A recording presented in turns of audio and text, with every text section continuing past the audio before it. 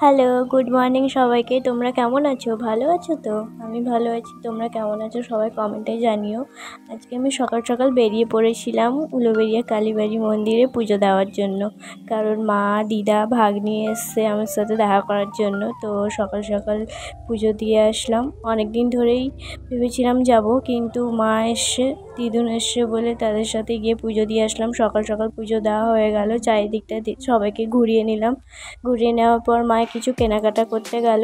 তারপর ভাগ্নি বলছিল যে চলো মিমি একটু নদীর ধারটা ঘুরে আসি। ঘুরে আসলাম, খুব ভালো জায়গা, মনটা পুরো শান্তি হয়ে গেল সকাল সকাল এসে নদীর ধারে বসে। তারপর ভাগ্নি তো পুরো বদমাশি করছিল, নদীর জলে নেমে পড়েছিল। সে তো ভেবে ফেলেছিল সেটা সমুদ্র। অনেক মজা করছিল, মজা করার পর যেতে চাইছিল না। আমি বললাম চলো মিমি, অনেক লেট হয়ে গেছে, যাই মায়ের সাথে যাই। তারপর গেলাম, গিয়ে দেখছি মা অনেক কেনাকাটা করেছে।